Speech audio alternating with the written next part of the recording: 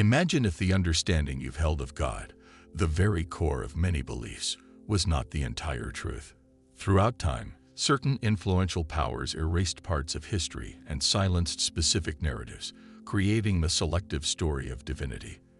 These lost accounts hint that Yahweh, revered as the one true God, might not have been alone as a supreme being in the universe, but one among many with their own distinct, and possibly secretive intentions. What if Yahweh's true objective wasn't to guide and protect humanity, but to control it? Could it be that Yahweh has intentionally kept us in the dark, recognizing that knowledge holds immense power and seeking to keep that power solely for himself? Ancient texts reveal clues to a cosmic conflict beyond what humans could easily understand, a battle involving beings with motives we may not fully grasp, and at the heart of this conflict is Yahweh, presented as the one true God. But what if Yahweh's role in this narrative is not one of truth and protection, as widely accepted, but rather one of deception? What if this trusted deity, the one many rely upon, is in fact the one holding us back from our true potential? These lost stories offer a glimmer of an alternate reality that could change everything, describing Yahweh not only as jealous but also as fearful, afraid of what humanity could become if it ever awakened to the full extent of its divine capacity. In The Convoluted Universe, renowned author and hypnotherapist Dolores Cannon explores shocking revelations that challenge traditional understandings of God, the soul, and even the fabric of reality itself. Among Cannon's most provocative discoveries was the idea that the God of the Bible, Yahweh, might not be the one true God, but instead one of many powerful entities who have interacted with humanity across history. Cannon suggests these beings have, at times, competed for influence over humankind, using methods of fear, manipulation, and even deceit to maintain control. To trace the roots of such a controversial perspective, we must journey back to the 2nd and 3rd centuries AD, a time when an early Christian group known as the Gnostics dared to question the prevailing religious beliefs of their era. The Gnostics, whose views would soon clash with the established church, held a drastically different view of Yahweh. They did not regard him as the supreme creator, but rather as a flawed, even arrogant being they called the demiurge. Through texts like On the Origin of the World and The Reality of the Rulers, the Gnostics suggested that Yahweh wasn't simply misguided. They proposed he had willfully deceived humanity. Portraying Yahweh as the demiurge was a radical, even rebellious stance that directly opposed conventional religious teachings. The early Christian church swiftly declared these Gnostic writings heretical, going so far as to ban and destroy many of them due to their controversial ideas. One of the most striking claims made in these ancient texts is that Yahweh was not the only or ultimate God, but rather one of many spiritual beings vying for control over the human soul. The Gnostics described Yahweh, or the demiurge, as an arrogant ruler blinded by his own ego, famously declaring, "I am God, and there is no one apart from me."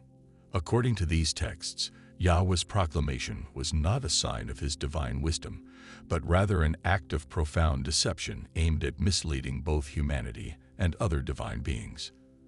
The Gnostics' views were in direct conflict with traditional conceptions of an omniscient, benevolent God.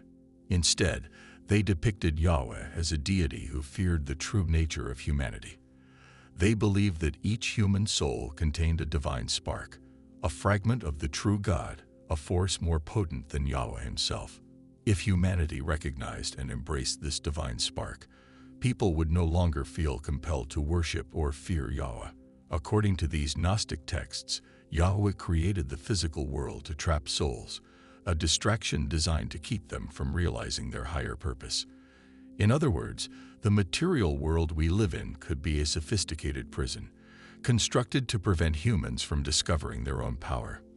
This perspective wasn't limited to ancient texts. It resonated through the centuries, influencing mystics and philosophers who felt that traditional beliefs only scratched the surface of spiritual truth. Take, for instance, the Cathars of medieval France, who adopted many of these ideas.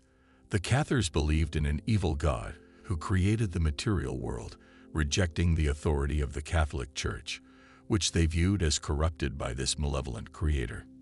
Despite facing severe persecution, the Cathar perspective endured, appealing to those who sought to explore a deeper, alternative spiritual truth.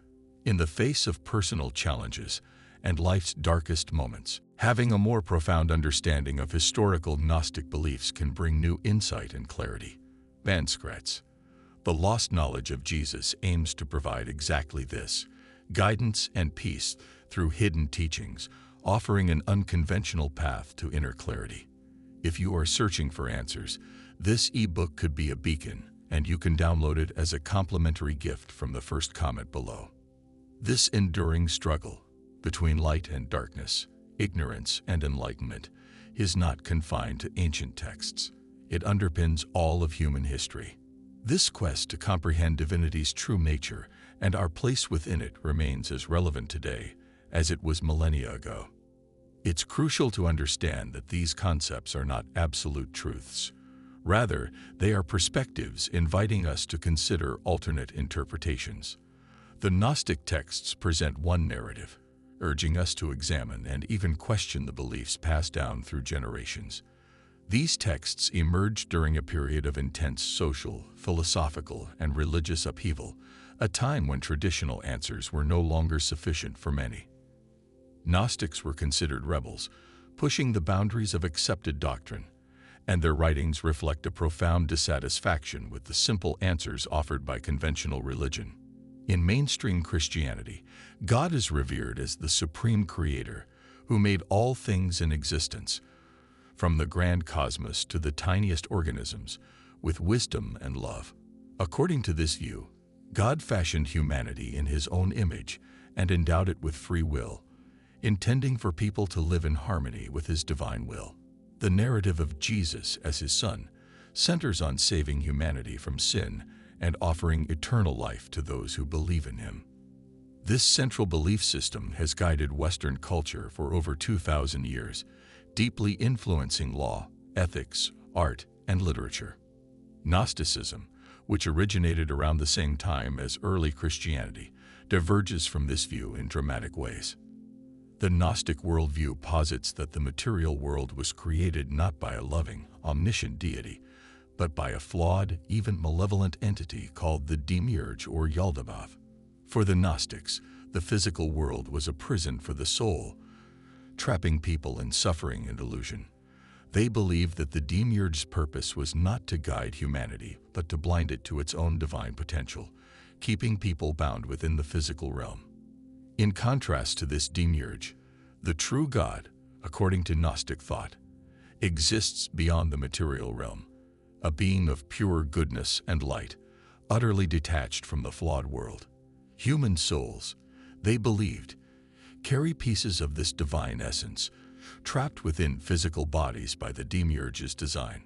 From the Gnostic perspective, salvation was not achieved through obedience or rituals, but through gnosis, an inner esoteric knowledge of one's divine origins. This difference between Gnosticism and mainstream Christianity is rooted in their perspectives on the material world and the nature of God. For traditional Christians, the world is a place of beauty and opportunity, filled with God's love and purpose. Gnostics, however, saw the material realm as a deceptive illusion, a tool of control wielded by a false God. Where Christianity emphasizes faith and devotion to God's will, Gnosticism holds that knowledge and self-realization are the pathways to spiritual liberation. One of the boldest and most provocative aspects of Gnostic thought is their interpretation of the God of the Old Testament. While mainstream Christianity views Yahweh as the same loving and just deity worshipped by Christians, Gnostics saw him as the Demiurge, a controlling and authoritarian being. They cited the harsh actions attributed to Yahweh, such as the Great Flood or the destruction of Sodom and Gomorrah, as evidence of a flawed and vengeful nature. To them, these events were not the acts of a benevolent creator but of a tyrant. These radical views placed Gnostics in direct opposition to the early Christian Church, which aimed to unify and standardize religious teachings. As a result, Gnostic beliefs were deemed heretical and early church fathers like Irenaeus and Tertullian wrote extensively against them. By the end of the 4th century, the Church had successfully marginalized Gnosticism, leaving it to survive only in hidden communities and secret manuscripts. Yet, Gnostic ideas have continued to resonate, particularly with those who feel alienated by conventional religious teachings and seek a more mystical personal connection to the divine. In the evolution of Yahweh worship, significant changes began to emerge around the 9th century BCE, during the reigns of King David and King Solomon. As the kingdom of Israel expanded, so did Yahweh's prominence. David and Solomon centralized religious practices in Jerusalem, consolidating Yahweh's status as Israel's national deity. This transition from polytheism to henotheism, the practice of worshiping one God without denying others, was pivotal, elevating Yahweh from one God among many to the God of Israel. The journey toward monotheism continued, and around the 6th century BCE, during the Babylonian exile, a profound shift occurred. Exiled from their homeland, the Israelites faced a crisis of faith and identity. Instead of viewing their defeat as a victory for Babylonian gods, they interpreted it as Yahweh's punishment for their disobedience. This period of captivity led to a reimagining of their faith, resulting in a powerful transformation of their understanding of Yahweh as the one true God. This theological evolution didn't happen instantly. It was a gradual process shaped by various political, cultural, and religious influences, ultimately cementing Yahweh's role as the supreme deity in Jewish belief. The history of Yahweh worship is complex and layered, reflecting the intertwining of political power, cultural change, and spiritual evolution, a narrative that compels us to look beyond established beliefs and examine the nature of divinity and humanity itself. This complex evolution of Yahweh worship and the subsequent establishment of monotheism reveals profound insights about the nature of faith and belief. As the Israelites transformed their understanding of God, they also began to grapple with the implications of a singular divine presence. The consolidation of religious practices and beliefs during this period helped to solidify a shared identity among the Israelites, fostering a sense of unity and purpose amidst external pressures and internal conflicts. However, the emergence of monotheism also set the stage for further theological debates and controversies.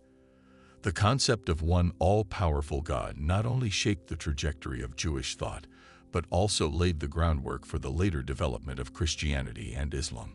Each of these faiths would inherit and reinterpret the narrative of Yahweh, expanding upon the foundational beliefs established during the Babylonian exile and beyond.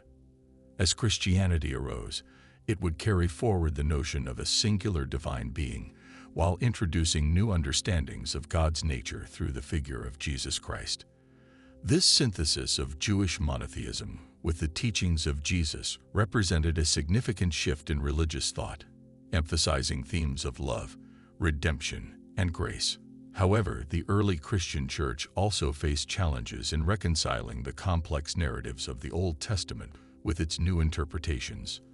As the church sought to define orthodoxy, the perspectives of groups like the Gnostics were increasingly marginalized, leading to the suppression of alternative understandings of God and spirituality. The implications of this suppression were profound.